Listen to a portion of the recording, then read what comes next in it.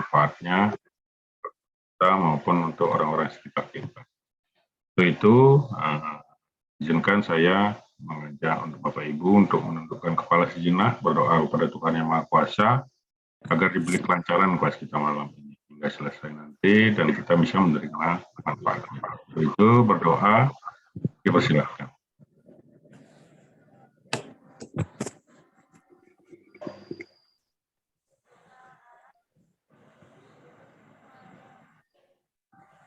Doa selesai. Oke, sekali lagi saya ucapkan selamat malam kepada Bapak Ibu semua, pembelajar sejati nih di Alumni Indonesian Hypnosis Center. Dalam bincang kita malam ini, yaitu temanya kesurupan ya, bagaimana memahami kesurupan dengan benar menurut modern metaphysical hypnosis atau dari segi ilmu hipnosis. Malam ini saya ditemani oleh Master ya, yang jadi keynote speaker ya, pembicara utamanya nanti Master Andi Hakim, dan saya Calendra yang akan menemani Bapak-Bapak dan Ibu semuanya. Oke, ini karena kita mulainya malam, jadi kita langsung aja ya Bapak Ibu ya. Sebelum sambil saya mempersiapkan materi, mungkin bisa dicek nih, menurut Bapak Ibu, apa sih yang muncul dalam pikiran Bapak Ibu saat mendengar kata kesurupan? Ya, boleh bantu chat sambil saya share screen nih.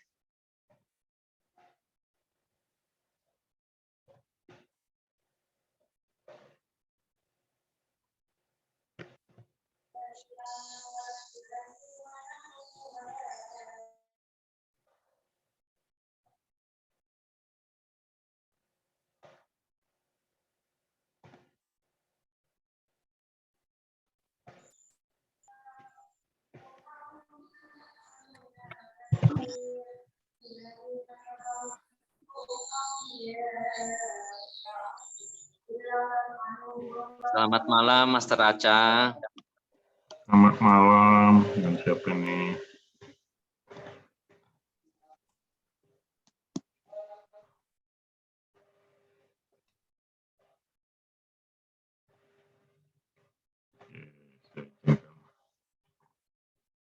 Oke, ini ada kemasukan jin berhubungan hal mistis. Oke, baru 2 nih. Yang lain gimana menurut yang lain?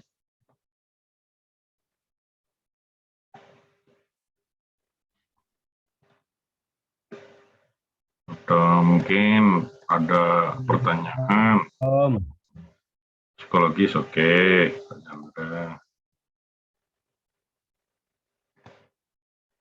hilangnya kesadaran. Oke. Agak beragam nih pertanyaannya.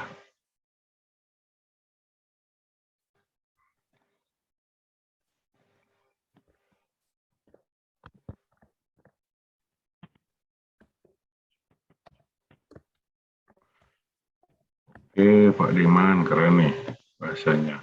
Yang konon gitu ya. Berarti Pak Diman sendiri masih mencari-cari ya. Benar apa enggak sih gitu ya. Ya, Pak Safari, siapa Abdul. Oke, sementara saya tampung dulu nih pendapatnya Bapak Ibu semua ya. Bapak-bapak nih yang baru berpendapat nih, yang belum ada ibunya nih. Kok saya mati videonya.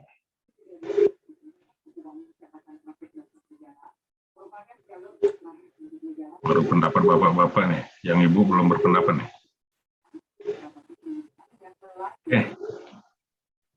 Oke, nah kita coba ini ya, kita coba bahas ya menurut kita seperti apa sih gitu ya, yang paling mendekati tentang kesurupan gitu. Malam Om. Izin Master, suaranya tidak jelas. Suara tidak jelas ya, gimana Pak Abdul? Sekarang masih kurang jelas? Teman-teman yang lain gimana? Putus. Oke. Bagus. Oh, Mas, jelas. Oke, terima kasih. Dari Jogja bagus. Siap, terima kasih. Sebelumnya gini ya, karena kayaknya juga masih banyak nih teman-teman yang belum kenal ya dengan kita, yang saya belum kenal, saya sendiri belum kenal ya. Kesempatan ini mungkin saya ingin memperkenalkan nih master saya malam ini ya, keynote-nya, pembicara utama kita ya, Master Andri Hakim. Master Andri Hakim nanti akan menemani Bapak Ibu. Beliau adalah license trainer di IHC dan juga Presiden Chapter Indonesia dari IACT ya, International Association Counselor of Therapy. Jadi Bapak Ibu kalau yang ingin lanjut ngambil ke sertifikasi internasionalnya di lembaga beliau ini biasanya akan ketemu dengan beliau karena beliau Presiden Chapter Indonesianya dan juga seorang penulis buku bestseller ya Bapak Ibu. Nah ini hanya beberapa contoh ya, hanya 5 yang saya pajang di slide ini, contoh-contoh buku beliau yang bestseller, terutama buku-buku yang berhubungan dengan ilmu hipnosis ya Bapak Ibu ya, ilmu hipnosis dan pikiran bawah sadar. Oke, beliau memang orang yang mendalami tentang ilmu bawah sadar, ilmu pikiran itu sampai ke sekolahnya, sampai ke luar negeri gitu ya, saking senangnya belajar dan mendalami tentangnya. Ini sedikit tentang beliau ya Bapak Ibu. Kalau saya bahas untuk tentang beliau sendiri ini 1 jam juga nggak habis nih Bapak Ibu. Ya ini Master Andri Hakim. Dan saya sendiri Acalendra ya. Acalendra, saya juga memang license instruktur juga di IAC dan juga yang berawal sebelumnya dari kecintaan saya terhadap alam bawah sadar sebenarnya awalnya dari hal-hal mistis juga gitu ya. Sebelum masuk ke akhirnya ke ilmu yang sains, saya belajarnya di yang mistis. Akhirnya ketemu dengan hipnosis, jatuh cinta sampai sekarang. Oke. Nah ini kesurupan ya. Kita cari dulu nih secara arti bahasa ya Bapak Ibu ya. Apa kesurupan itu kalau di KBBI itu ada 2 ya. Ada 2 artian tentang kesurupan ya. Surup dan tambahan kesurupan gitu ya. Ada yang kalau kesurupannya sendiri diartikan bahwa kemasukan setan roh atau sehingga berindah aneh-aneh. Tapi kalau asal katanya surup, nah surup itu sendiri artinya layak ya, pantas, patut, atau sepadan. Jadi sebenarnya 2 hal yang dari arti kata sendiri ini sedikit membingungkan gitu kan. Sebenarnya kesurupan itu apa sih gitu. Karena memang sampai sekarang artinya itu berbeda-beda ya, tergantung dari pemahaman orang-orang sekitarnya. Tapi pada umumnya banyak orang yang mengartikan bahwa kesurupan itu adanya masuknya identitas lain atau kesadaran lain atau hal lain ke dalam diri seseorang hingga membuat orang itu lepas kendali terhadap dirinya sendiri. Itu pada umumnya yang beredar di masyarakat. Kan? Pada umumnya yang beredar di masyarakat itu seperti itu. Dan kalau menurut di ilmu hipnosis sendiri memiliki arti yang berbeda, memiliki arti yang berbeda tentang pemahaman yang berbeda, ada sudut pandang yang berbeda tentang memahami hipnosis ini. Tapi kalau di ilmu memahami kesurupan ini. Tapi dalam ilmu hipnosis itu cenderung lebih ke in out ya, bukan out in. Artinya bukan adanya dari luar, objek dari luar masuk ke dalam diri, tapi cenderung dari dalam diri keluar jadi suatu tingkah laku atau suatu yang tampak, jadi suatu fenomena, misalnya ada perubahan tingkah laku, perubahan suara, perubahan dan sebagainya. Itu dari ilmu hipnosis lebih cenderung dari in out, artinya dari dalam itu sendiri nampak ke permukaan. Dan ini pertanyaan-pertanyaan yang biasanya muncul saat memahami tentang kesurupan. Mengapa bisa terjadi ya? Ini hal-hal yang apakah terkait dengan hal mistis? Bagaimana cara memahami kesurupan tersebut? Apakah orang tertentu saja yang bisa mampu mengatasi kesurupan, atau apakah Anda mampu mengatasi kesurupan itu? Oke, mengapa terjadi kesurupan? Bisa terjadi kesurupan ya. Nah, ini kalau dari segi pandang model metafisika hipnosis, seperti tadi saya bahas bahwa kesurupan itu terjadi lebih cenderung dari in out. Artinya si orang itu sendiri yang menyebabkan dirinya kesurupan. Misalnya adanya tekanan pikiran, adanya beban mental dan sebagainya, sehingga itu bisa menguasai kesadarannya sekarang, sehingga menimbulkan perilaku yang baru gitu ya. Yang baru itu macam-macam, bisa yang negatif maupun positif seperti itu. Dan kesurupan ini biasanya dicenderungkan hal negatif gitu ya sebenarnya, tapi kalau menurut pandang kami ini nggak mesti negatif juga sih gitu ya. Ada hal-hal yang membawa itu positif, sehingga ada orang yang sengaja membuat dirinya kesurupan. Oke, apakah terkait dengan hal mistis? Ini masih tanda tanya. Kalau untuk di umum masyarakat masih mengaitkan itu dengan mistis, tapi kalau di hipnosis, di kami itu memahaminya itu murni sains ya, itu semua murni sains. Gitu ya. Artinya bisa kita pelajari, itu hubungannya tidak sepenuhnya hal gaib. Berdasarkan pengalaman saya mengatasi orang kesurupan, itu ada kaitannya semua dengan psikologis. Nggak ada yang murni itu tanpa adanya psikologisnya. Ada masalah atau kaitannya dengan psikologis, orang diam-diam, orang sehat dan sebagainya, tiba-tiba kesurupan. Itu saya sampai dengan sekarang saya menangani ratusan individu yang kesurupan pribadi ataupun dah ribuan orang yang termasuk kesurupan massal, itu belum pernah ada yang kesurupan itu tanpa adanya gangguan psikologis gitu ya. Oke, cara menangani kesurupan. Nah, nanti kita bahas nih bagaimana caranya. Kita kalau di MMH, model metafisika hipnosis, kita punya 5 langkah ya. 5 teknik rahasia untuk mengatasi kesurupan. Nah, malam ini nanti kita akan berbagi 3 langkah yang Bapak Ibu bisa terapkan tanpa harus memiliki keterampilan tertentu ya. Artinya ini bisa Bapak Ibu gunakan dalam rangka penanganan pertama terhadap orang-orang yang kesurupan ya Bapak Ibu. Kenapa penanganan pertama? Karena kesurupan nanti kita jelaskan kok ini masuk kaitannya penanganan pertama gitu. Oke, apakah hanya Allah terdesak mampu mengatasi kesurupan? Tidak Bapak Ibu. Seperti yang tadi saya jelaskan, di hari ini, malam ini kita akan berbagi 3 teknik yang sekiranya bisa Bapak Ibu gunakan untuk mampu mengatasi orang yang kesurupan. Oke, apakah Bapak Ibu mampu? Oke, nanti setelah malam ini Bapak Ibu bisa buktikan sendiri apakah mampu atau tidak. Seperti itu ya.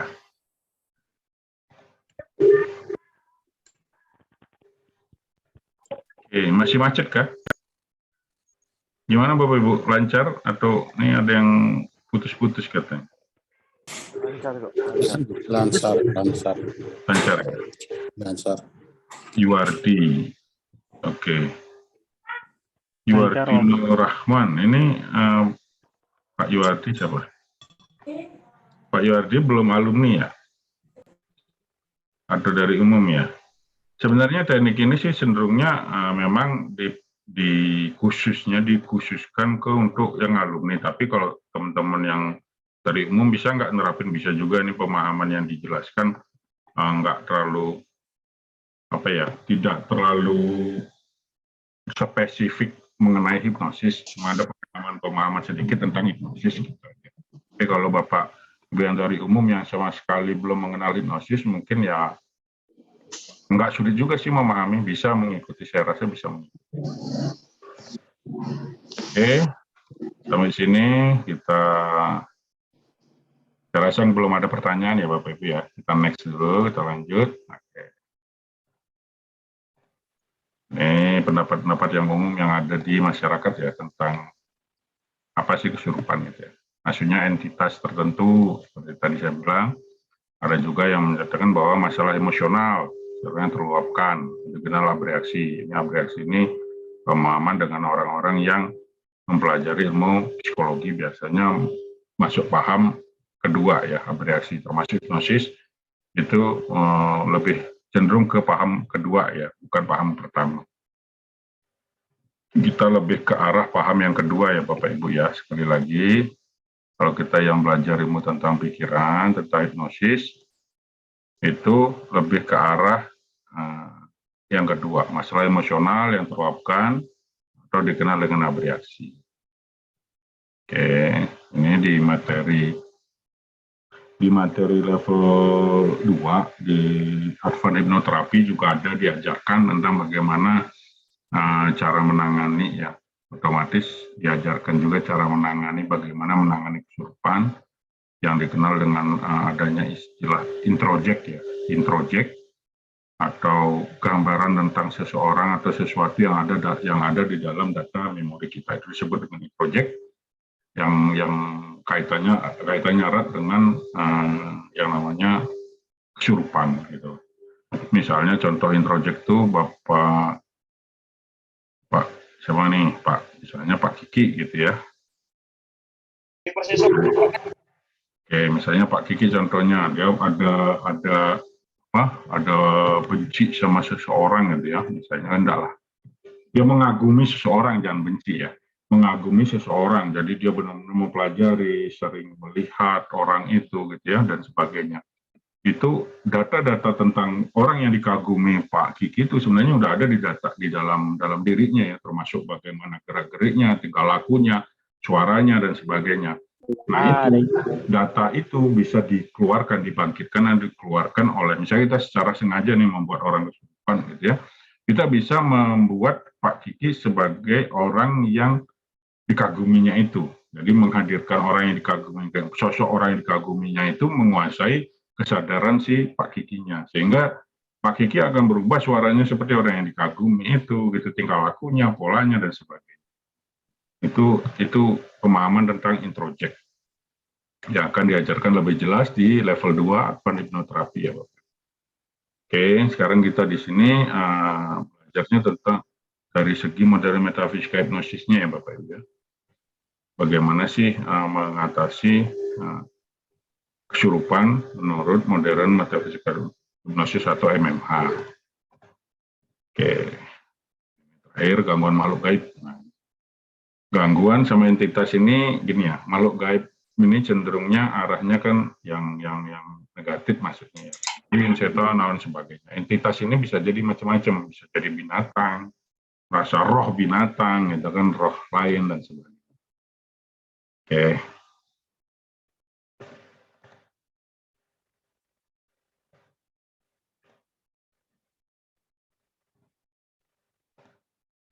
Sampai sini bisa diikuti ya Bapak Ibu ya, masih penjelasan sederhana ya. Mungkin ada yang mau ditanyakan nih. Ada yang ditanyakan? Mungkin ada yang mau ditanyakan tuh Om. Oke, siap. Sudah buka pertanyaan, boleh. Silakan ada yang mau bertanya, boleh. Present, unmute.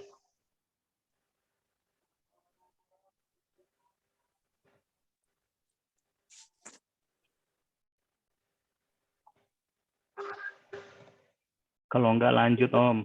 Oke, belum ada ya, masih pemahaman sederhana ya.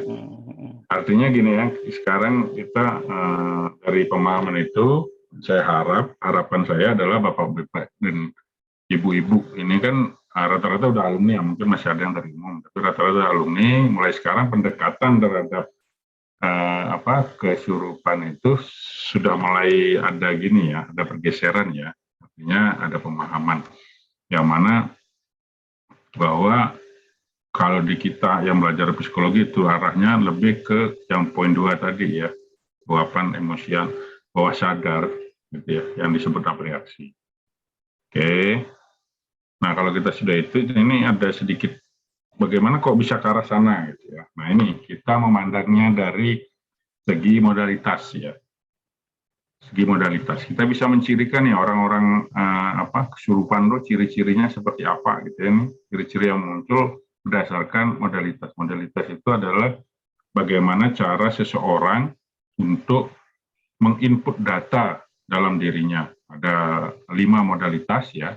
Tapi kita biasanya cenderung manusia itu lebih ke arah ketiga modalitas utama ini, yaitu kinestetik. Kinestetik itu lebih ke arah gerakan, ya, gerakan, perasaan, gitu ya. Kinestetik. Jadi lebih ke arah perasaan dalam menginput datanya. Nah ini juga akan berpengaruh terhadap ciri-ciri dari orang-orang yang kesurupan dengan tipe kini, gitu ya, tipe kinestetik. Ciri utamanya seringnya itu banyak gerakan yang meronta-ronta, memukul, mencekik, dan sebagainya gitu ya, bertingkah, bertikai, gerakan. Ini yang apa? Yang ciri-ciri tipe orang yang kinestetik saat kesurupan. Oke. Ini yang jadi perhatian ya, perlu diperhatikan Bapak Ibu pada saat menangani nanti ketemu orang yang seperti ini, usahakan ya untuk pegang. Nah, artinya batasi gerakannya, misalnya dengan megang kedua tangannya, gitu, atau kedua kakinya, gitu ya. Supaya apa? Supaya menghindari apa gerakan-gerakan yang akhirnya membahayakan si klien atau si pasien atau orang yang kesurupan. Orang yang tipe kinestetik ini cenderung soalnya gerakannya itu tidak beraturan. Dia tidak mengenal bahaya biasanya. Dia nggak tahu nih misalnya lagi ada di lantai 2 atau lantai 3. Pada saat dia lari aja gitu. Jadi orang-orang tipe kinestetik yang parah gerakan ini sebaiknya batasi gerakannya. Batasi gerakannya dengan apa ya? Pegang tangan atau kakinya gitu ya. Biasanya kekuatannya juga akan lebih besar, orang-orang seperti ini kekuatannya lebih besar. Jadi megangnya itu tidak dalam artian untuk membuat dia tidak bisa bergerak ya, tetap kasih ruang gerak, tapi batasi terhadap hal-hal yang berbahaya. Misalnya kalau di sana, kalau bisa gitu ya dibawa ke daerah tempat tidur yang safety ya, ruangan yang lebih safety, jangan di pinggir tangga atau di dekat kolam atau dekat tempat-tempat sudut-sudut yang tajam dan sebagainya. Intinya seperti itu ya Bapak. Ini perlu dipahami karena cenderung orang yang tipe kinestetiknya akhirnya gerakannya itu melukai. Makanya kita harus batasi gerakan ini. Oke. Ini yang perlu dipahami tadi, yang perlu kita ingat ya Bapak Ibu ingat tentang orang yang tipenya kinestetik. Terus tipe kedua, tipe visual. Nah, tipe visual ini cenderungnya sih lebih safety gitu ya, karena dia sebenarnya tidak terlalu banyak bergerak, dia cenderungnya lebih ke arah cirinya itu matanya melotot-lotot gitu. Terus biasanya merah gitu ya, serem ya, matanya itu berubah jadi serem, suka melototin atau bergerak liar kanan kiri atau kadang terbalik gitu ya, kalau putihnya aja yang kelihatan dan sebagainya gitu. Tapi cenderungnya tidak banyak bergerak ya. Paling geraknya daerah kepala aja, ngeliatin kanan, ngeliatin kiri, atau tatapannya kosong, tak kemana, seolah-olah melihat sesuatu yang ada depannya gitu ya, yang kelihatan tak kelihatan dan sebagainya. Oke, nah, kalau tipe seperti ini, kita Bapak Ibu perlu perhatikan, yang jadi perhatiannya ya, note-nya di sini adalah kita selalu posisikan diri kita itu lebih tinggi. Lebih tinggi dalam artian misalnya dia dia seorang murid, kita guru gitu ya. Misalnya dia jadinya misalnya jadi orang yang pegawai ya, kita bosnya gitu, atau kita orang dia misalnya ngakunya jadi penguasa daerah situ ya, Bapak penguasa kota itu gitu kan, nah seperti itu. Kita harus memposisikan selalu diri kita lebih tinggi.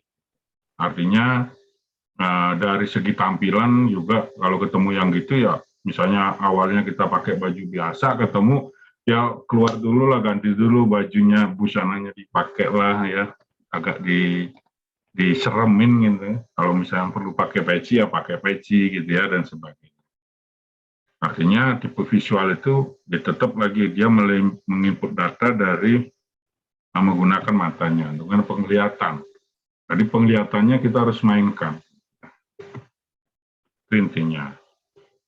Yang ketiga tipenya audio. Nah, tipe auditori ini sama nih. Nah, sering Bapak Ibu mungkin pernah ya, ada yang pernah ketemu orang kesurupan kok suaranya bisa serem ya, jadi kayak singa ngaung. Suaranya awalnya biasanya melengking tinggi kok tiba-tiba jadi dalam gitu ya, seperti entah di mana gitu suaranya.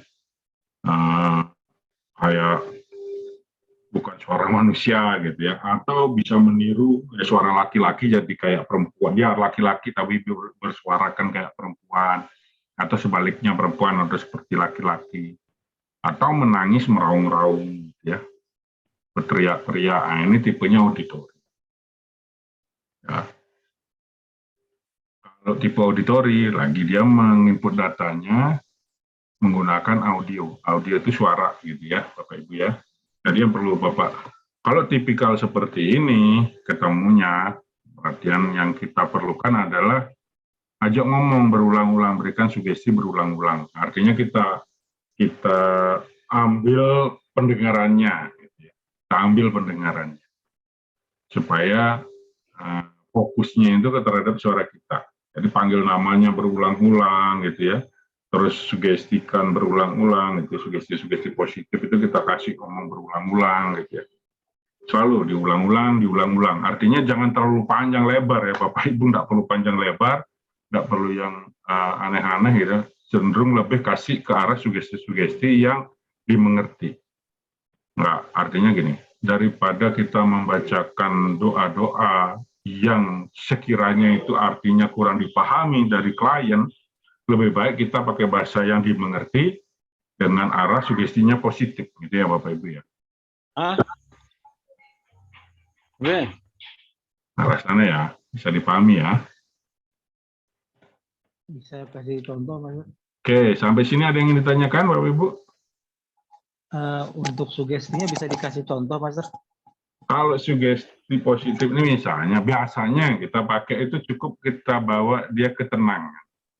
Orang yang kesurupan kan seperti tadi, mungkin tipe auditori gitu kan, biasanya teriak-teriak, nangis, sedih gitu ya, meraung-raung dan sebagainya, ya kita tenangkan.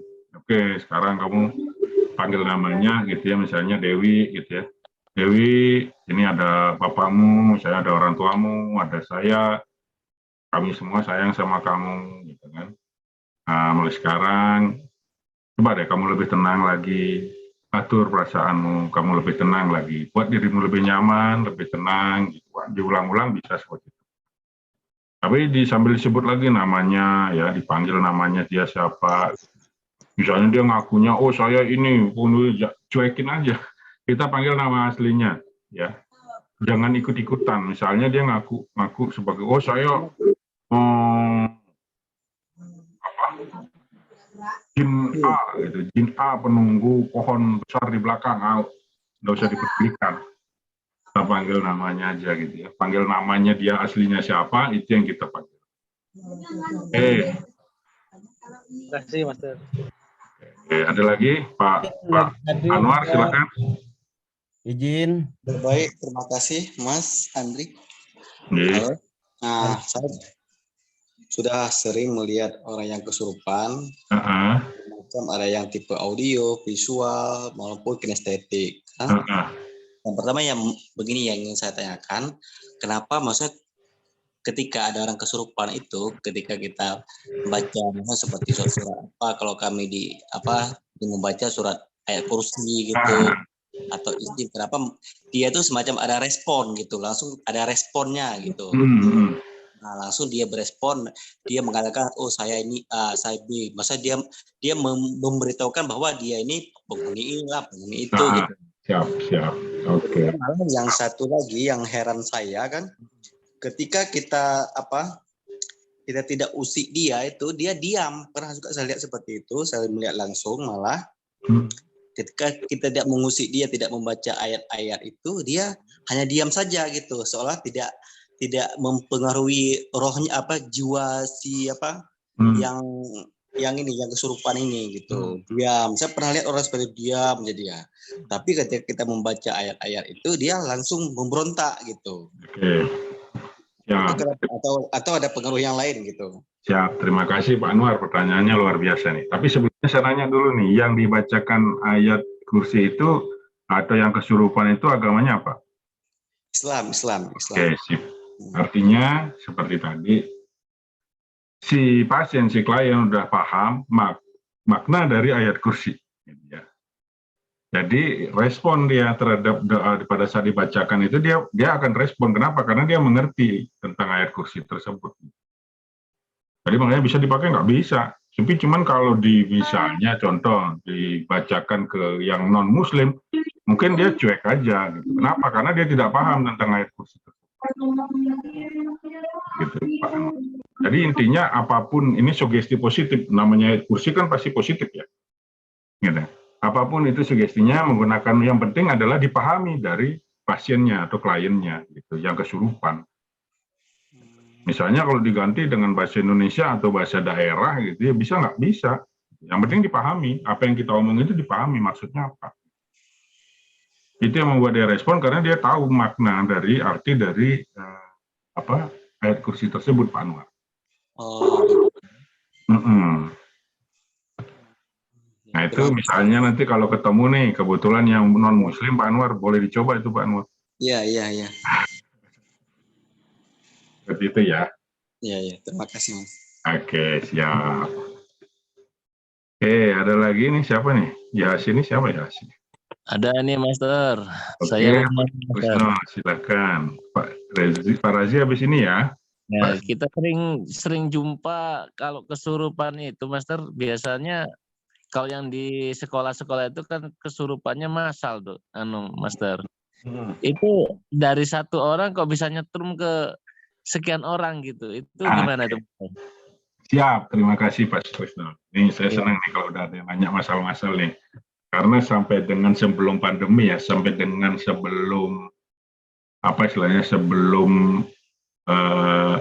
UN ujian nasional itu dihapus ya, artinya bukan dihapus, artinya apa ya? Kan ada perubahan tuh bahwa kelulusan tidak ditentukan oleh ujian nasional gitu ya, tahun sebelum pandemi ya, 2 tahun sebelum pandemi itu cukup terbanyak saya tentang kesurupan, yaitu kesurupan massal di sekolahan.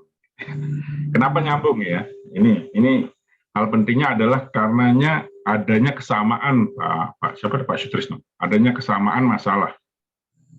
Makanya kesurupan itu ya cenderungnya yaitu misalnya anak sekolah gitu yang kesurupan biasanya sesama kelas 3 gitu ya. Kenapa? Karena lagi ada tekanan, mau ujian dan sebagainya, makanya nyambung, memiliki problema yang sama. Jadi pada saat dia terpicu satu aja terpicu mengeluarkan histeris, yang lain itu akan ikut histeris. Gitu ya. Contoh sederhananya gini aja, misalnya dalam satu kelas, pada saat frekuensi kita sama, misalnya Bapak ini menguap ya, ada 1 orang atau 2 orang yang menguap dalam kelas itu, nanti akan ada orang ketiga, keempat, dan kelima.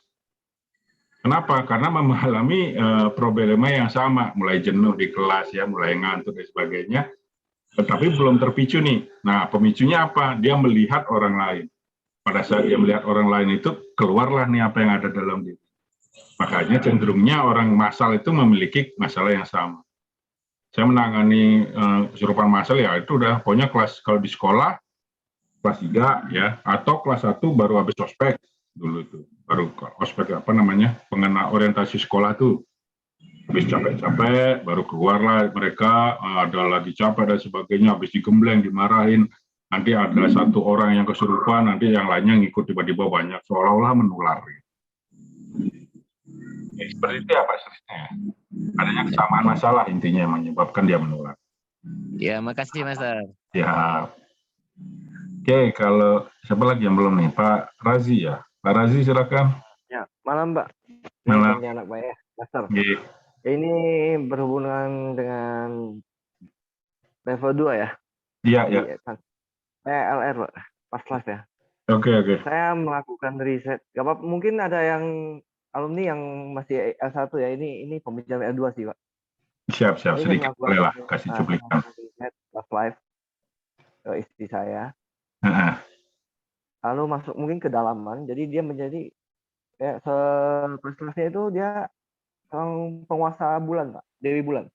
Lalu tanpa saya lupa ya memasang anchor bahagianya ya, saya di set di mana dia abraksi, saya lupa.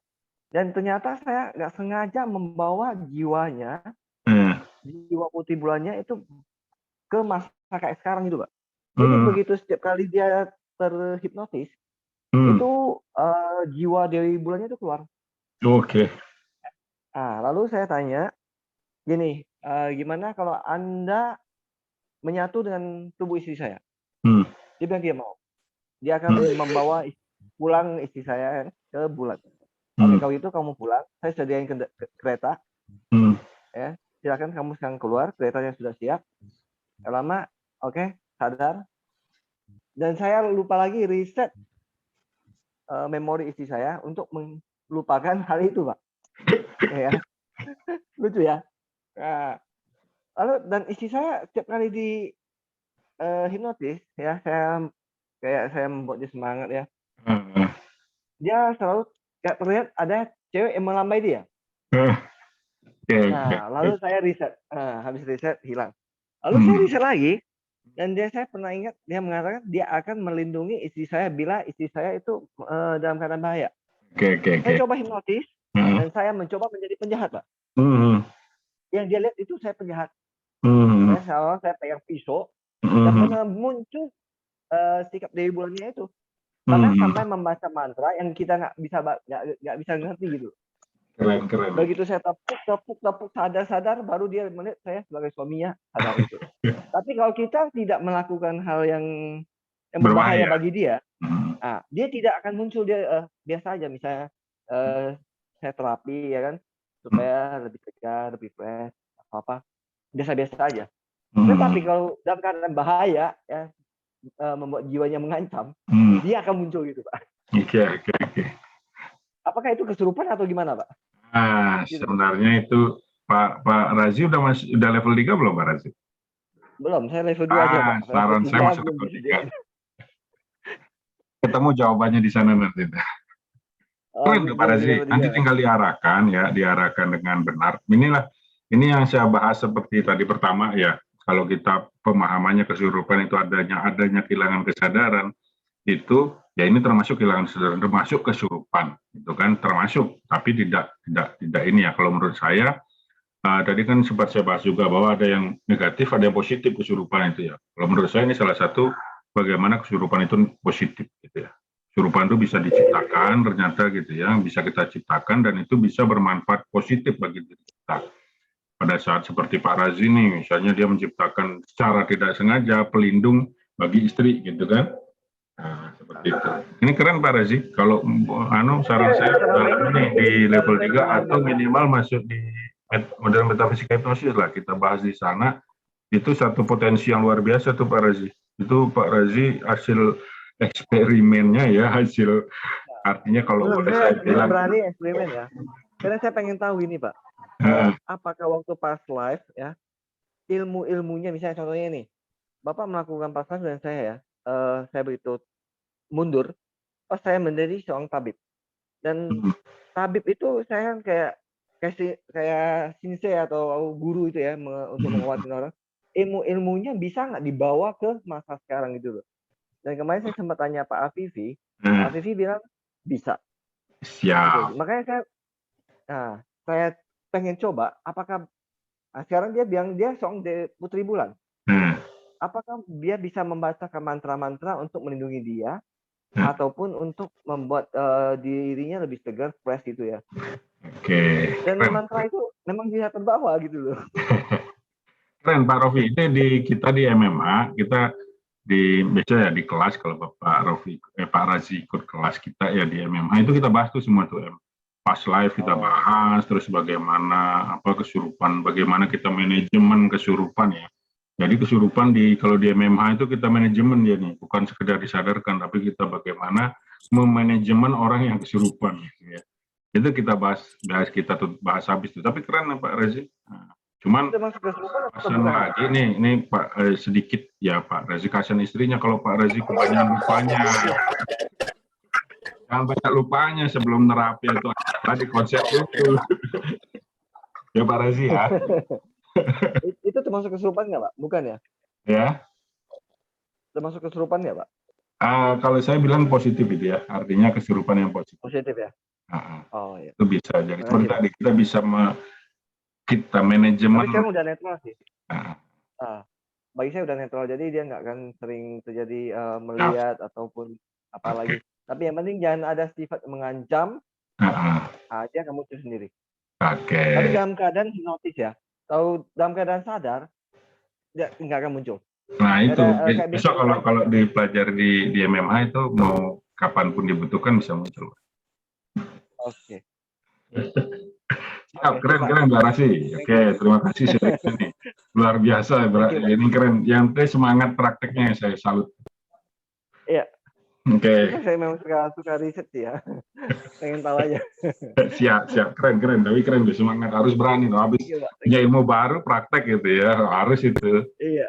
Oke, siap. Thank you, Pak Rasi. Thank you, Pak. Ya, lanjut. Oke, ada lagi? Mungkin Om Andri ada yang mau tambahkan, Om? Ada lagi, silakan.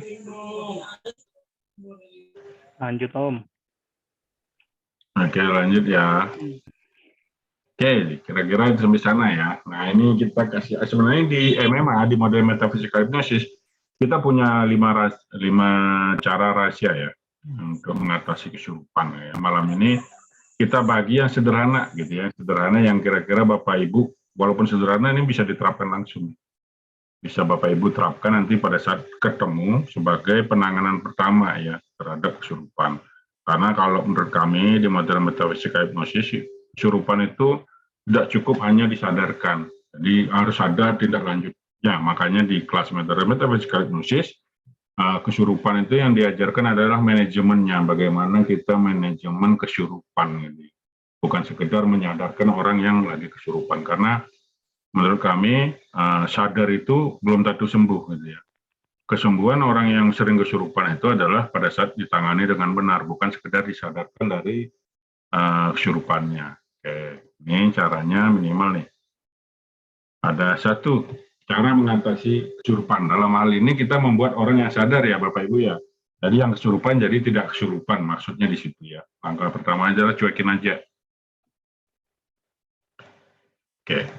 Kenapa dicuekin gitu?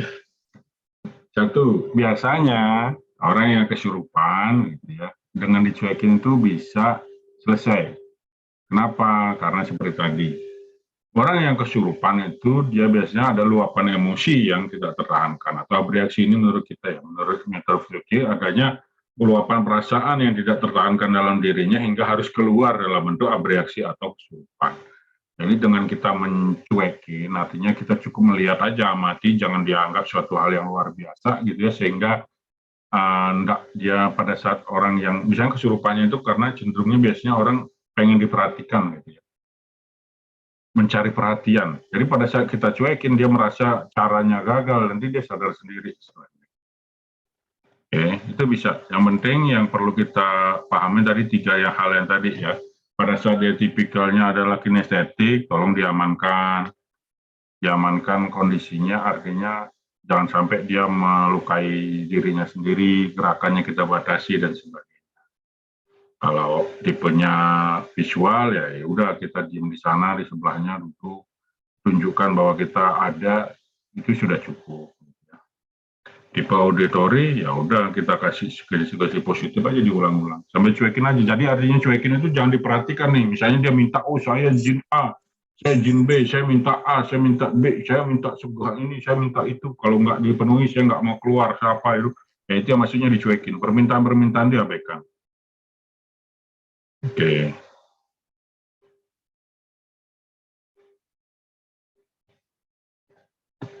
Ya, jadi cuekin ya Bapak Ibu ya. Jadi jangan kita turuti permintaannya apapun, jangan kita turuti. Kita cukup melihat atau menjaga keamanan dari pasien atau klien. Nanti dia akan berhenti dengan sendirinya. Istilahnya, bahasanya kalau sudah bosan dia bangun sendirilah gitu ya. Oke. Bagaimana cara mengatasi kesurupan? 1, cuekin aja. Betul. Oke. Cara kedua, sederhana ya. Kedua, diancam. Kalau dicuekin, misalnya dicuekin nih kok nggak sadar-sadar gitu ya, udah dicuekin lama, kok masih nggak diancam, dan akhirnya yang kedua diancam. Diancamnya apa? Diancam hal-hal yang cenderungnya ke arah memalukan, lebih bagus ya, lebih ke arah memalukan gitu ya. Misalnya ngancamnya, kamu kalau nggak sadar-sadar nanti saya telanjangi searah keluar gitu. Udah bawa ke lapangan aja nih, kayaknya nih nggak sadar-sadar, atau bawa ke rumah sakit jiwa aja lah. Kita ini udah dia nggak sadar-sadar nih, biarin di rumah sakit jiwa aja yang nangani. Itu termasuk ancaman ya, Bapak Ibu ya. Contoh-contoh.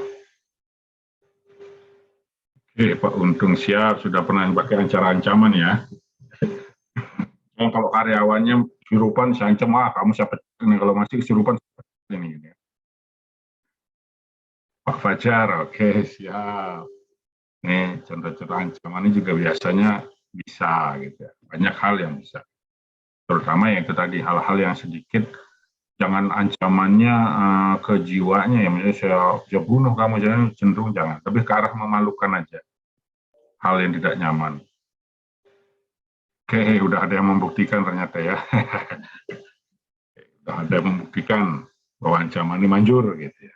Oke, yang cara kedua ancaman. Sederhana ya Bapak ya. Satu tadi apa? Cuekin aja. Yang kedua, ancam.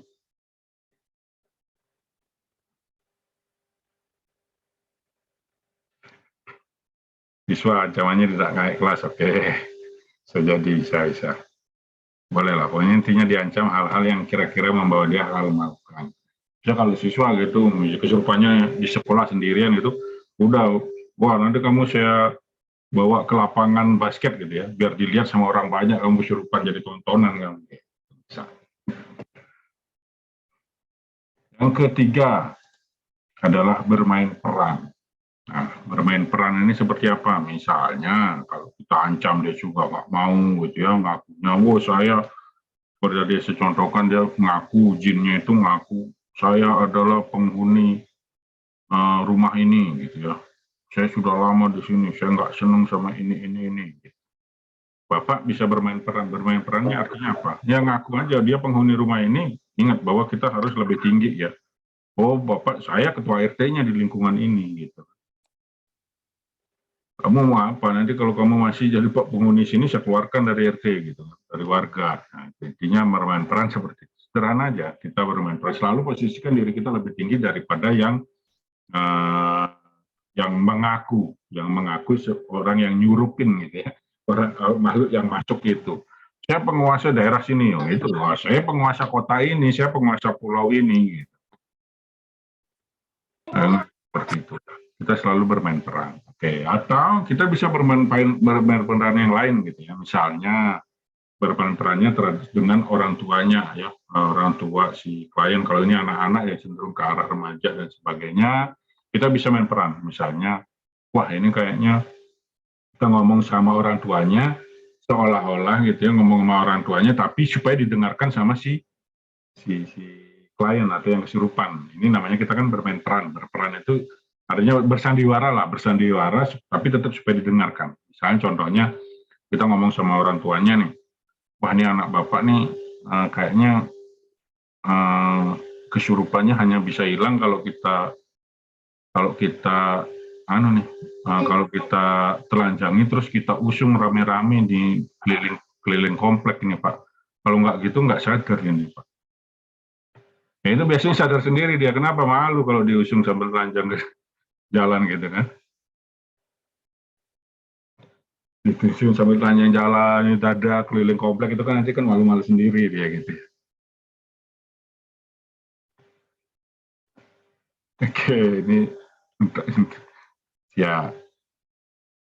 Oke, sampai di sini kira-kira bisa dipahami ya, sederhana ya. Satu, tadi apa langkahnya pertama? Kita cuekin aja. Ya, cuekin aja artinya kita nggak usah terlibat dari percakapannya dan sebagainya. Kayaknya cukup kita amankan saja.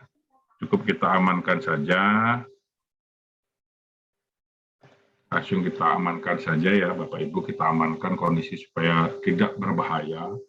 Yang kedua, kita ancam ya, sudah dibuktikan oleh beberapa teman di chat, itu bisa jadi referensi ya, Yang ketiga, bermain peran. Oke, untuk kira-kira sampai dengan ini ada yang ingin ditanyakan Bapak Ibu? Bisa nggak kira-kira nih menerapkannya gitu, atau ada yang masih diragukan nih, saya kira-kira bisa nggak sih gitu ya, pakai cara ini beneran nggak sih dan sebagainya. Oke, silakan kalau ada yang ingin ditanyakan. Nih Master Andri Hakim habis ini Ada bisa nih kayaknya Om, gampang banget kan ya, ada 3 hal. kalau makanya seperti tadi kan Om, ini memang teknik yang sangat sederhana bisa diterapkan oleh siapa saja. Ya, cuman kuncinya adalah PD Om ya. Oke. Dan mindset-nya kita harus samakan bahwa yang namanya kesurupan itu yang dari luar nggak masuk ke dalam, tapi yang ada di dalam, yang harus kita keluarin gitu. Karena kalau kita sudah mindset-nya ke sana, ya kita nggak takut nih pada saat ketemu orang kesurupan, matanya melotot-lotot gitu ya, suaranya berubah, ya kita tetap tenang. Ya, kita tetap tenang, kita cool. Karena apa? Kita punya konsep, punya mindset bahwa oh itu memang tingkahnya dia, reaksi kemampuannya dia, bukan karena ada setan jin genderuwo dan sebagainya gitu ya. Tapi karena memang dalam dirinya. Kalau kita sendiri sudah membayangkan, ada setan masuk, penguasa ini dan sebagainya, kita sendiri ciut gitu ya. Otoritas kita akan kalah. Kita sendiri posisi kita akan meninggikan diri, misalnya lebih tinggi, nggak akan bisa. Karena kita sendiri secara pikiran, secara mental sudah kalah.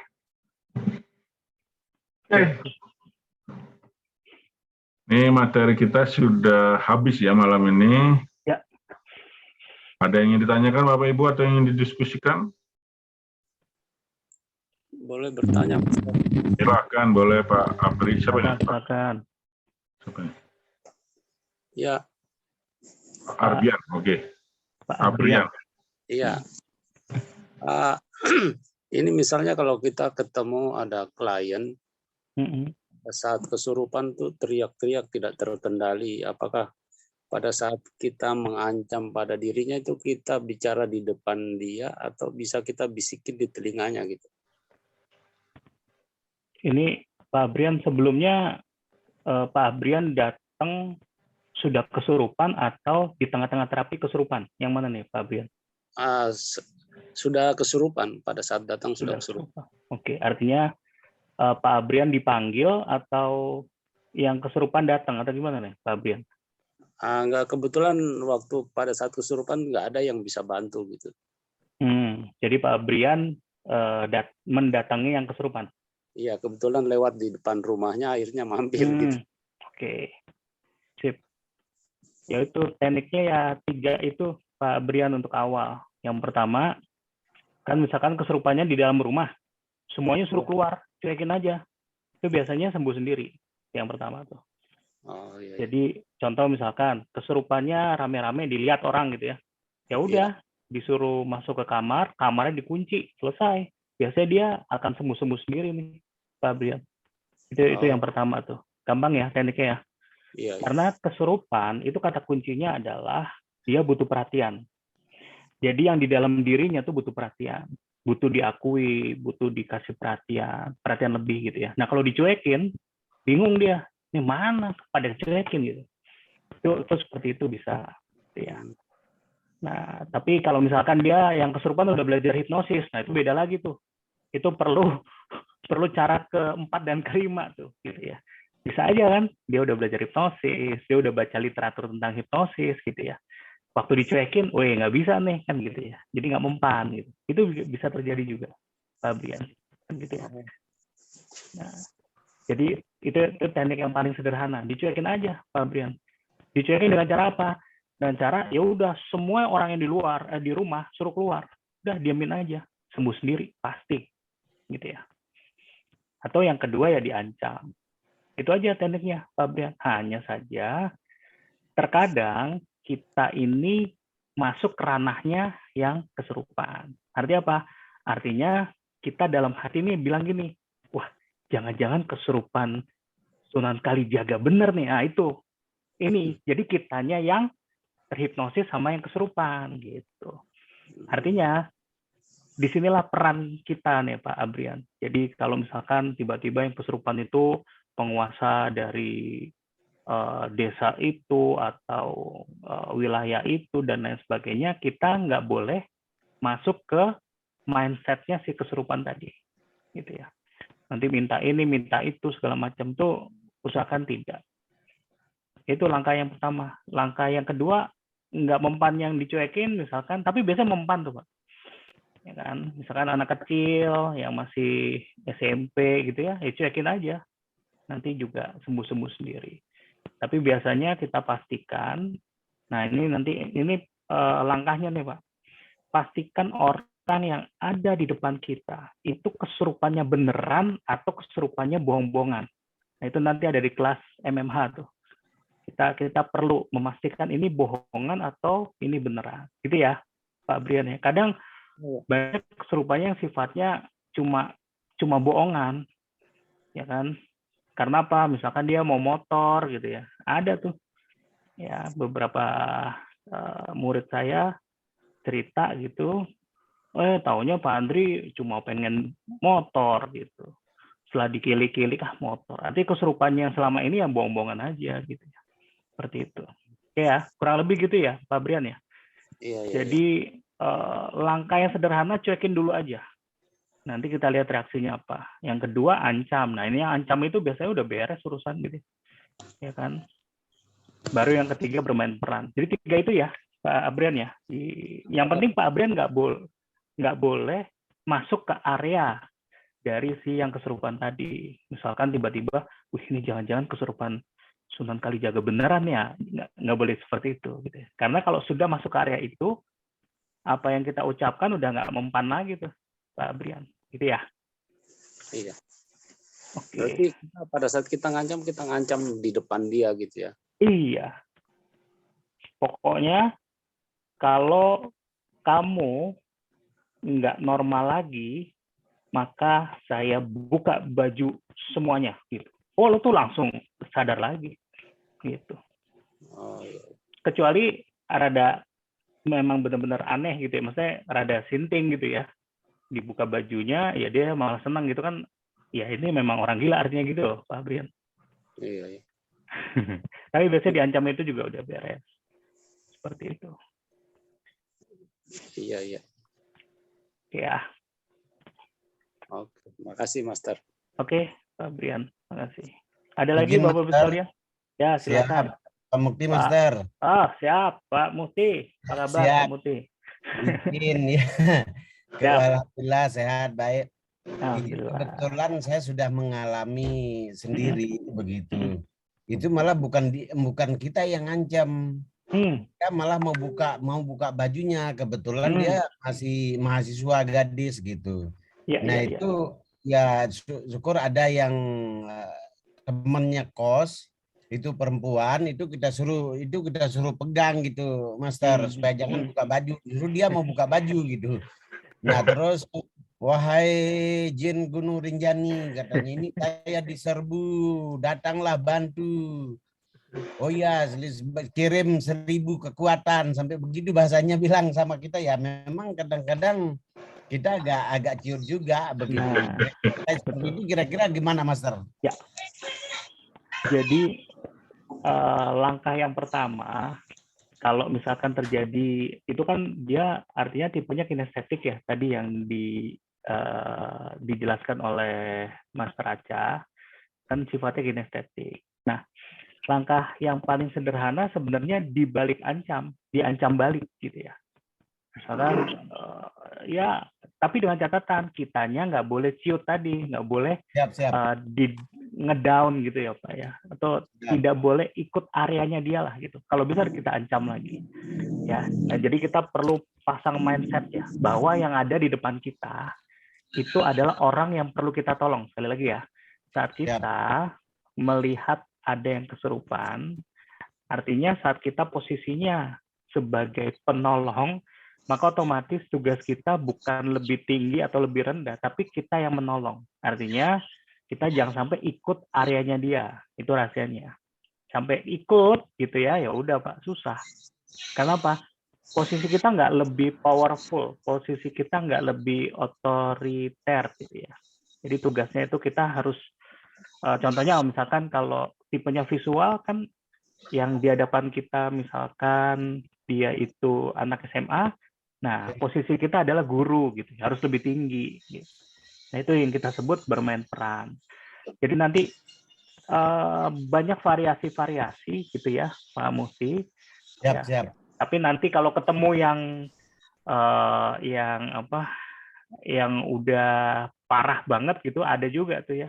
Nah itu harus pakai cara 4 dan 5 gitu ya. Tapi cara 4 dan 5 itu memang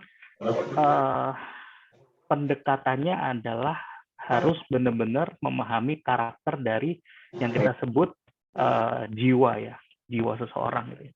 Karena nanti kalau kita salah memahami, nanti kita kembali lagi, wah nih jangan-jangan kemasukan sesuatu yang itu nggak bisa keluar lagi dan segala macam. Padahal ada sisi jiwa yang perlu kita tolong. Sekali lagi ya, ada sisi jiwa yang kita perlu tolong gitu ya.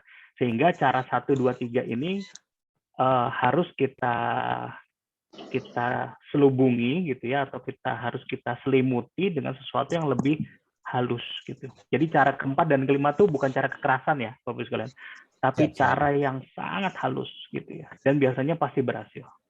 Tingkat keberhasilan lebih tinggi. Gitu. Oke ya, Pak Muti ya, gitu ya. Jadi kuncinya 1, PD harus lebih berani. Ya. Izin, Master. Ya. Jadi waktu saat itu, jadi saya pakai rokok. Kebetulan ada rokok yang sudah diruqyah kan yang. Ya. Jadi saya pakai asap rokok itu. Setelah saya pakai asap rokok itu, ya saya enggak tahan, biar saya keluar. Ya saya bilang ya silahkan keluar, saya bilang gitu.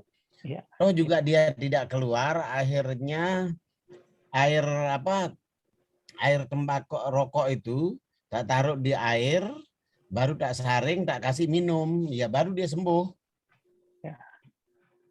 Sip. Ya, siap. Intinya kan yang penting orangnya jadi normal gitu aja. Siap. Itu cara-cara itu kita sebut sebagai ide aja gitu. Jadi nanti ada ide spontan ya. Jadi Bapak Ibu sekalian kalau udah menangani suatu permasalahan atau situasi, kita tuh terkadang punya namanya ide spontan gitu ya. Nah ide inilah yang akan diberikan insting ya. Nanti kalau insting itu kan nanti ada di kelas MMH ya. Tapi insting kita tuh nanti akan bekerja gitu. Oh ini kayaknya cocoknya ya nanti otomatis gitu ya. Ini cocoknya dikasih air dan lain sebagainya. Gitu ya. Siap. Sip. Oke, Pak Muti, thank you. Siap. Sharingnya. Oke, Bapak Ibu sekalian, kalau nggak ada lagi, mungkin kita akhiri ya Om Aca ya. Siap. Malam ini. Ada lagi, ada. Oh ada, silakan. Silakan. Gimana kalau kesurupannya itu jarak jauh? Si penelponnya lewat HP dia. Iya. Gimana mengatasinya itu? Oke. Jadi kalau misalkan kita diminta tolongin secara jarak jauh, sudah pasti Pak Ishar dianggap orang yang hebat. Itu udah pasti. Kecuali Pak Ishar yang menawarkan diri. Kalau menawarkan diri nggak mempan, Pak. Oh iya. Tapi kalau keluarga Pak Ishar atau teman atau kerabat yang nelpon Pak Ishar minta tolong, ada yang kesurupan. Itu gampang, Pak. Iya. Pak Ishar tuh mau bilang, dengerin, saya ancam aja Pak, dengan izin Allah maka Anda keluar sekarang gitu, langsung keluar tuh Pak. Karena apa? Karena Pak Ishar sudah dianggap mumpuni gitu ya Pak ya. Tapi dengan catatan, jangan sampai ada dalam hati bilang gini, ini kira-kira bisa nggak nih ya, nggak bisa Pak nanti gitu ya. Jadi harus pede Pak. Gitu ya, Pak Ishar ya? Iya dong. Ya, nanti ada istilahnya sabdo pandito ratu. Jadi apa yang terucap langsung kejadian. Gitu. Oke ya, Pak Ishar ya? Iya, siap. Oke. Sip. Terima kasih. Aja, Pak. Oke. Bapak Ibu sekalian, ada yang mau ditanyakan lagi? Kalau enggak, kita akhiri untuk malam ini. Silakan. Pak, saran Pak. Bikin kelas offline di Pontianak, Pak. Oh, siap. Sekali tentang Pontianak, Pak. Siap. Catat Mas Hakim. Belum pernah cicipin air Pontianak kalau orang bilang cicipin handphone enak itu akan balik terus, Pak. Lebih hebat dari hipnotis, Pak. Saya udah nyicipin air ini, air kapuas sudah. Air kucing, Pak, di sungai. Sengaja nggak minum air kapuas, Pak. Nah, minumnya air aqua. Siap. Nanti kita sama Om Aca main ke Pontianak. Nah, Pontianak. Siap, Pak Razli ya. Makasih. Iya, Pak. Daldi Sabri ini, Mister. Oh, siap. Banyak pertanyaan. Silakan Pak Daldi. Ini Pak, Mister. Saya kurang percaya diri, Mister, kalau untuk menghipnotis gimana. Ya. Untuk menghipnotis pertama kali orang diajak untuk Oke, Pak Daldi, ini kayaknya Pak Daldi udah ikut level 1, tapi mau menghipnosis orang nggak pede gitu ya, konsepnya seperti itu. Assalamualaikum, Mister. Oke. Nah, saya kurang percaya diri nih untuk menghipnotis orang, Mister. Gimana caranya supaya kita bisa langsung berinteraksi dengan orang itu dan orang itu menuruti apa kemauan kita gitu, Mister. Ya. Oke, Pak Daldi, kalau misalkan Pak Daldi ketemu sama orang yang baru, ini saya analogikakan ya, Bapak Ibu sekalian ya.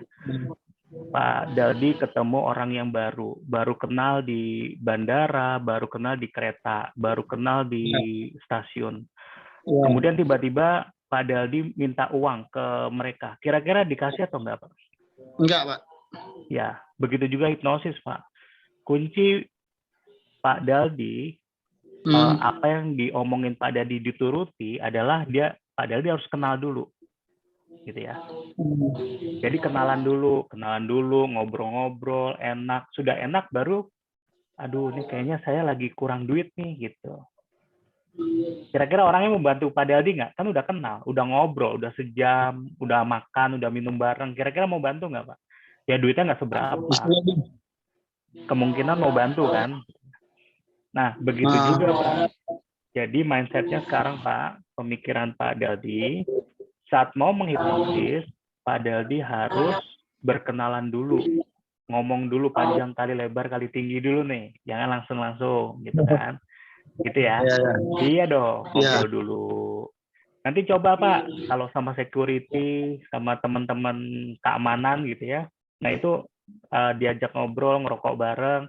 Nah, kemudian kira-kira udah 10 menit ngobrol, nah baru Pak Daldi melancarkan ilmu hipnosisnya. Coba deh pinjem rokoknya. Ya, saya mau kasih tahu nih rokok mulai sekarang kamu rasanya asam. Nah, coba deh diisep gitu ya. Nah, waktu dia isep, loh kok bener asam? Nah, kira-kira gitu. Karena apa? Sudah ada interaksi sebelumnya nih Pak Daldi. Gitu ya. Tapi kita harus tahu orangnya akuistik atau visual. Iya, betul gitu ya. Nah, ini yang penting PR-nya Pak Daldi adalah satu, perbanyak komunikasi dengan orang. Kalau saya tuh dulu murid-murid saya kasih PR. 1 hari ketemu 1 orang yang baru, diajak ngobrol kurang lebih dari 10 menit. Gimana caranya? Terserah. Nanti lama-lama jago, Pak. Gitu ya. Gitu ya. Jadi ketemu orangnya. Ngobrol.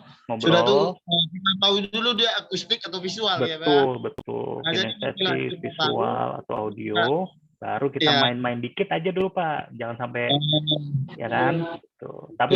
Tapi dilatih ya sama orang yang baru ya. Bukan sama anak, bukan sama saudara, bukan sama teman kantor, enggak ya, orang yang baru. Gitu ya. Diajak dulu ngobrol-ngobrol 5-10 menit baru mainkan gitu. Itu nggak bisa seperti yang kata orang ini, Pak, ditepuk aja pundaknya bisa gitu ikut gitu, enggak ya? Bisa, Pak. Kalau Bapak pede, Bapak tepuk orang. Coba aja, Pak, tepuk orang. Cuma kemungkinannya kan orang itu beda-beda. Ada yang kinestetik, ada yang visual. Jadi waktu nepuk orang visual, ya nggak bakal bekerja, Pak, kan gitu kan. Paham ya? Oh gitu. Iya, jadi orang di jalanan itu mungkin dari nepuknya 20 kali baru kena 1, Pak. Gitu ya. Oh Paham gitu. ya? Jadi nggak langsung semuanya ketepuk langsung cespleng, nggak juga gitu. Paham ya? Paham, Pak. Kemarin Tapi, kan gini, saya kan supir taksi nih, Pak. Oh, Jadi iya. ada teman saya yang anaknya itu hiper aktif gitu, Pak. Jadi saya sarankan supaya dihipnotis, saya bilang gitu kan. Nah, tapi nomor HP saya udah saya tinggal sama dia, tapi dia belum ada nelpon sampai sekarang gitu. Saya ingin coba juga gitu. Wah, itu nanti ada ilmunya tuh, Pak. Melakukan hipnosis jarak jauh. Wah, nanti ya, Pak. Ya. Oh gitu ya, Pak. Masalahnya saya ingin juga mendirikan klinik nih, Pak. Kan ingin merubah hidup juga daripada dari supir kan. Betul, Pak. Bapak kan pasti punya pelanggan setiap hari, ya kan? Nah, tugasnya Pak, ajak ngobrol lebih dari 10 menit. Gitu ya. Ya. Ya kan? Kemudian ujung-ujungnya Bapak punya apa? Kartu, Pak. Ya kan? Kartu bahwa Bapak bisa hipnosis atau hipnoterapi. Iya. Ya, dikasih nanti kartunya, Pak. Oke. Mana saya arahkan, Pak? Bapak ada punya nomor telepon? Langsung, Pak, nanti yang penting ada kartu nama, Pak ya. Nah, gitu. Iya. Gitu, Pak. Oh, gitu ya. Oke, jadi satu hari Bapak punya calon klien 1 itu, atau 2, atau 3, tergantung Bapak punya klien berapa. Iya ya. Sip ya, Pak ya. Gambarnya gitu ya. Terima kasih, Pak. Lain kali kita sambung, Pak. Terima kasih, Wejang. Oke. Pak, assalamualaikum. Waalaikumsalam. Wah, jadi rame nih, Om. Iya, Om. Oke ya, Pak ya. Iya. Bapak Ibu sekalian, nggak ada lagi ya, mudah-mudahan ya. Cukup ya. Ya. Makin malam makin seru, jangan-jangan nih. Ya, Om. Tapi Om Aca, saya juga belum ingin pernah bertanya, izin Master, ini hanya satu malam. Tahun Master.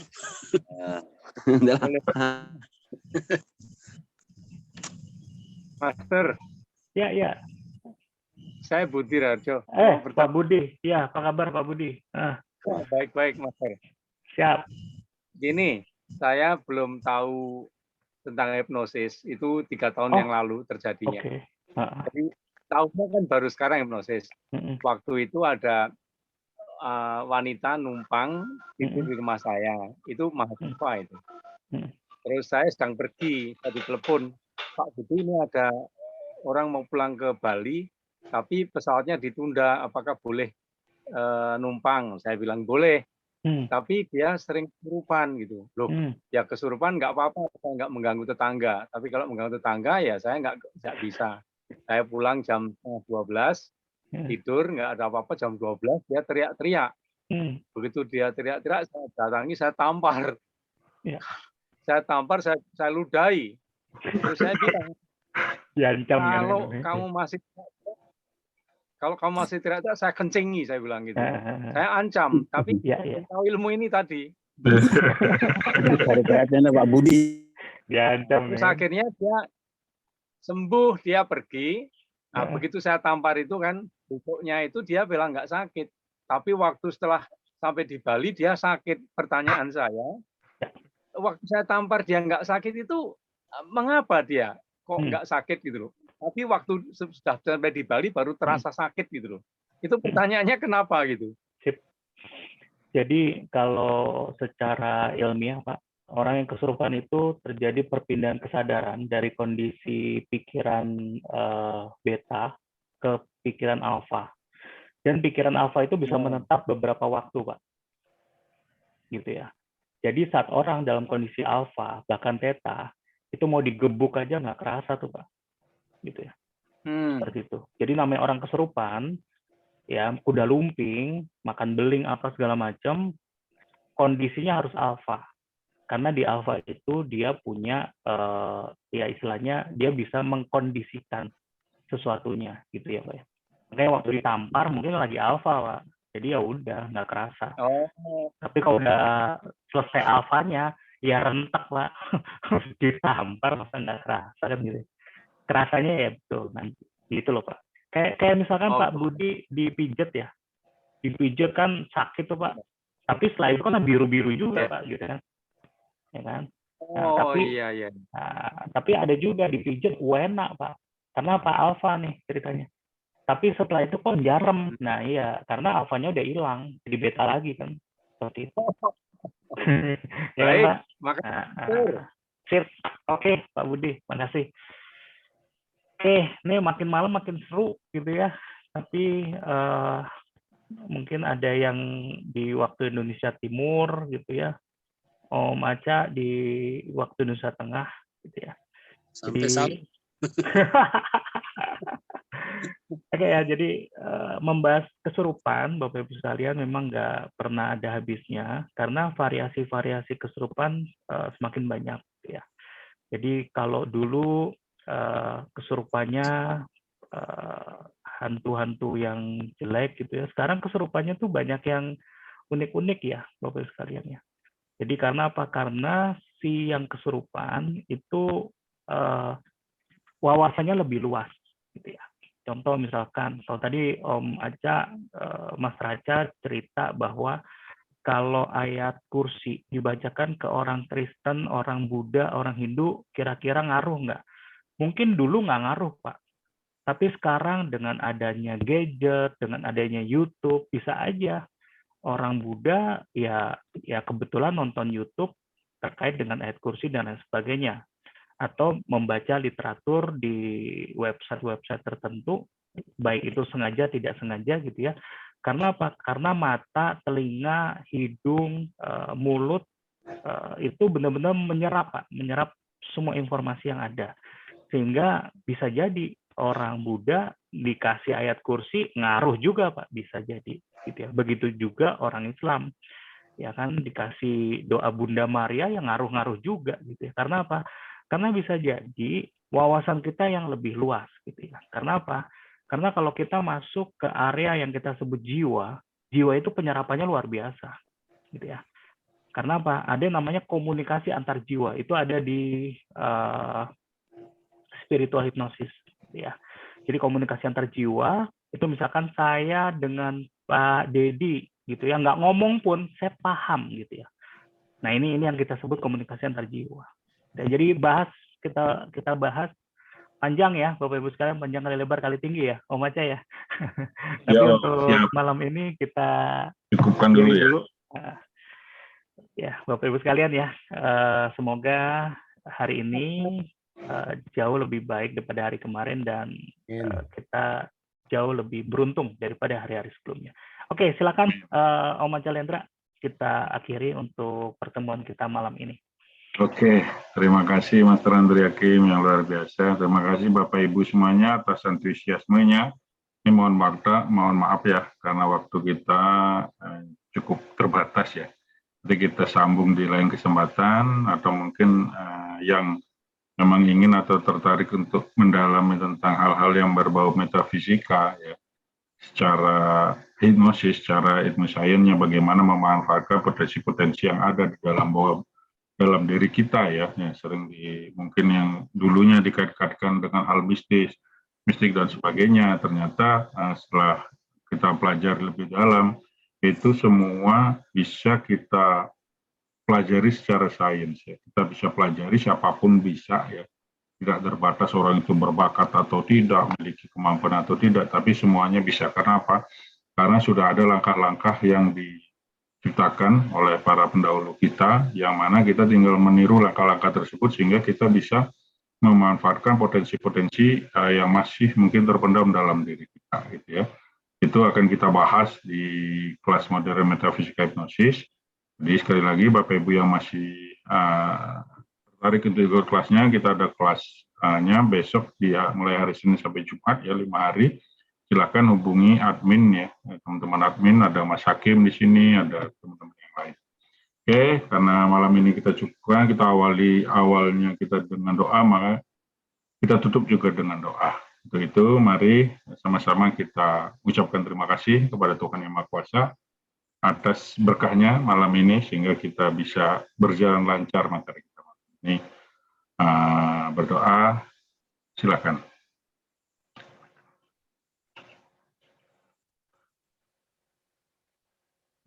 Selesai. Sekali lagi Bapak Ibu, saya ucapkan terima kasih apabila ada salah-salah kata dari kami, saya dan Mas Andri, mohon dimaafkan ya Bapak Ibu.